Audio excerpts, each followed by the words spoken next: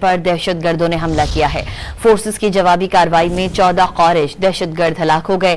میر علی میں دہشت گرد حملے میں 13 سیکیورٹی اہلکار شہید ہوئے۔ دہشت گردوں کے حملے میں 2 بچے اور 1 خاتون شدید زخمی ہوئی ہیں۔ شمالی وزیرستان کے علاقے میر علی میں سیکیورٹی فورسز کے قافلے پر خودکش حملے میں 13 سیکیورٹی اہلکار شہید ہو گئے۔ فائرنگ کے تبادلے میں سیکیورٹی فورسز نے 14 خوارج ہلاک کر دیے۔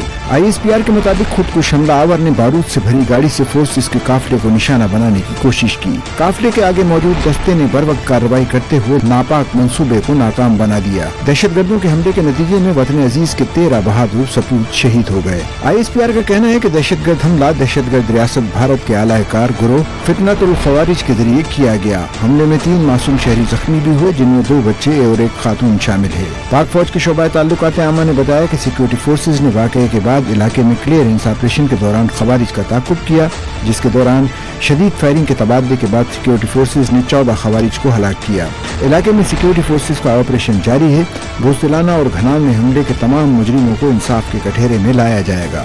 شہید ہونے والوں میں صوبیدار زاہد اقبال، حوالدار سہراب خان، حوالدار میاں یوسف، نائک خطاب شاہ، لانس نائک اسماعیل، سپاہی روہیل، سپاہی محمد رمضان، سپاہی نواب، سپاہی زبیر احمد، سپاہی محمد سخی، سپاہی ہاشم عباسی، سپاہی مدثر اعجاز اور سپاہی منظر علی شامل ہیں۔ ISPR کے مطابق بہادر سپاہیوں اور معصوم شہریوں کی قربانیاں واضح ثبوت ہیں کہ ہم ہر قیمت پر اپنے وطن کے تحفظ کے لیے پرعزم ہیں۔ صدر زرداری، وزیر اعظم شہباز شریف اور وزیر داخلہ محسن نقوی نے بھارت کی حمایت یافتہ پراکسی فتنۃ الخوارج کے سیکیورٹی فورسز کے قافلے پر حملے کی شدید مذمت کی اور شہید ہونے والے سیکیورٹی اہلکاروں کو خراج عقیدت پیش کیا۔